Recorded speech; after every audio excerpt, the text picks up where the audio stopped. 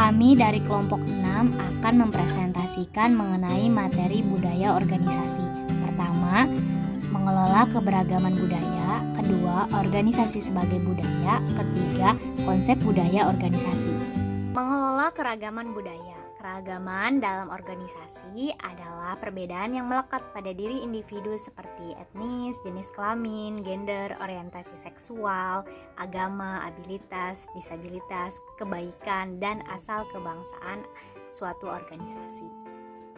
Keberagaman budaya secara umum ya bisa dilihat dari umurnya, latar belakang personalnya, pendidikan, gaya hidupnya, dan pengalaman kerjanya. Pentingnya keberagaman budaya dalam organisasi. Yang pertama yaitu ada menciptakan tempat kerja yang inklusif. Bagaimana seseorang dibentuk dalam suatu organisasi untuk memposisikan dirinya yang sama dengan orang lain, sehingga membuat orang tersebut memahami perspektif orang lain atau kelompok dalam menyelesaikan sebuah permasalahan. Yang kedua yaitu meningkatkan berbagai pengetahuan. Dengan adanya keberagaman dalam suatu organisasi, hal ini dapat membuat seseorang mempunyai wawasan yang luas terhadap banyak hal. Yang ketiga yaitu ada keterlibatan karyawan. Nah, keterlibatan ini bisa mempengaruhi setiap individu atau karyawan tentang keantusiasannya dalam suatu pekerjaan karena mereka merasa nyaman, merasa klop satu sama lain gitu. Yang pada akhirnya dapat mengurangi pergantian karyawan, yang mana suatu perusahaan ya atau organisasi, anggota atau karyawan adalah jantungnya dari sistem tersebut dan nantinya akan meningkatkan produktivitas dan laba suatu perusahaan atau organisasi itu. Tips mengelola keberagaman yang pertama yaitu ada saling menghargai atau memahami satu sama lain. Yang kedua ada saling membantu.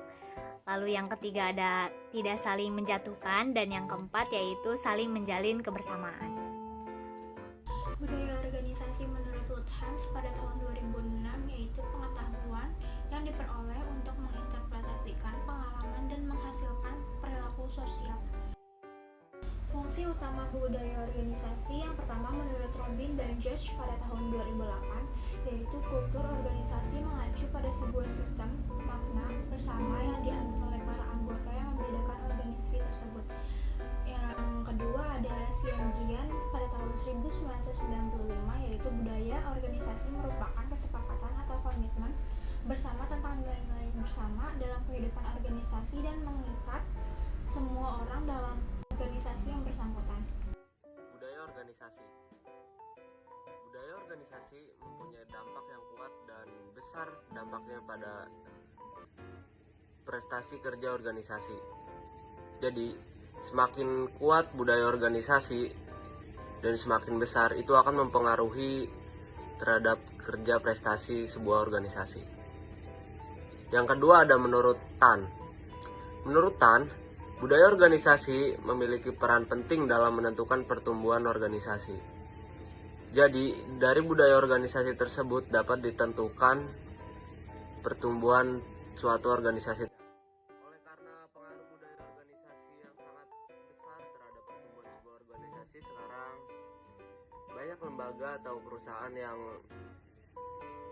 menentukan pertumbuhan organisasinya melalui berbagai macam cara seperti konsultan organisasi dan lain. Fungsi utama budaya organisasi sebagai proses integrasi internal.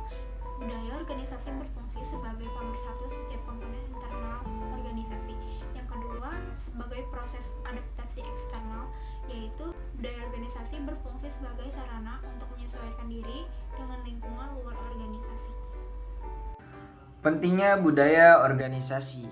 Budaya dipelajari dan membantu manusia dalam usaha mereka berinteraksi dan berkomunikasi dengan orang lain dalam masyarakat. Ketika nilai dan kepercayaan dalam budaya berbeda, beberapa orang memiliki masalah penyesuaian. Jika hal ini diantisipasi, maka akan menjadi penyebab kegagalan usaha dalam organisasi yang disebut kultur shock. Menurut Catword, konsep budaya organisasi itu dibagi menjadi dua, yaitu ada soft side dan hard side yang di dalamnya mencakup struktural, sistem produksi, teknologi, dan desain. Lalu menurut Greenberg dan Baron, konsep budaya organisasi itu kerangka kerja kognitif yang terdiri atas sikap, nilai-nilai, norma perilaku, dan harapan. Kerangka kerja kognitif itu berupa pengetahuan yang terdiri atas sikap, nilai-nilai, norma perilaku, dan harapan. Sebagai contoh, bekerja sebagai awak di kapal penangkap ikan. Harapan yang mereka inginkan adalah menangkap ikan dengan tangkapan yang banyak dan melimpah, sehingga mendapatkan penghasilan yang meningkat pula. Ketika semua orang di awak kapal tersebut memiliki harapan yang sama, maka mereka semua akan bekerja sama dan bekerja keras untuk mewujudkan harapan mereka. Faktor pengaruh perilaku organisasi menurut Subehi dan Johar. Yang pertama, peningkatan kepuasan kerja. Jadi, semakin bagus budaya organisasi yang diterapkan, maka kepuasan peningkatan kerja akan semakin meningkat. Yang kedua, pengurangan kealpaan. Artinya pengurangan izin dari karyawan atau anggota. Sebagai contoh di suatu kantor, ternyata kantor tersebut sering sekali karyawannya izin atau tanpa keterangan. Kita bisa melihat dari budaya organisasi, ternyata organisasi tersebut tidak menerapkan kedisiplinan sehingga karyawannya banyak yang bolos. Beda halnya ketika organisasi tersebut menerapkan kedisiplinan, maka akan mengurangi kealpaan. Yang ketiga, penurunan turnover. Turnover itu semacam pergantian karyawan atau anggota. Sebagai contoh, misalnya kita punya kerabat yang bekerja di minimarket atau swalayan, yang biasanya pergantian karyawan itu tinggi karena beban berat dan digaji tidak banyak. Dan sering sekali juga mereka disuruh mengganti barang yang hilang atau dicuri. Tetapi secara peraturan memang itu kewajiban sebagai karyawan. Yang kelima, peningkatan produktivitas. Budaya organisasi yang dilakukan dengan baik, maka akan meningkatkan produktivitas. Sumber utama budaya organisasi. Budaya masyarakat atau budaya nasional di mana organisasi berada secara fisik, gaya, material, dan kepribadian para pendiri organisasi atau pemimpin yang dominan. Jenis bisnis yang digeluti dan nature of business environment. Struktur organisasi, misalnya struktur birokratis, akan melahirkan pula budaya yang cenderung birokratis. Pelanggan, perilaku pelanggan akan berpengaruh terhadap perilaku organisasi. Tradisi warisan organisasi yang tercermin dalam nilai ataupun artefak.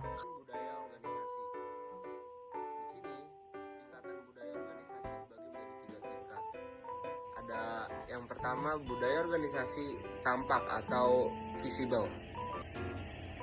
Budaya organisasi tersebut tampak dari cara berpakaian, simbol fisik, dan perayaan seremonial serta tata ruang kantornya. Yang kedua, ada budaya organisasi yang tidak tampak atau invisible. Contohnya dapat dilihat dari karakter pegawainya. Ada yang disiplin dan makna prestasi. Yang ketiga, ada keyakinan yang mendalam atau asumsi-asumsi tersembunyi. Seperti konsumen adalah raja, atasan tidak pernah salah, anak buah selalu salah. Ya,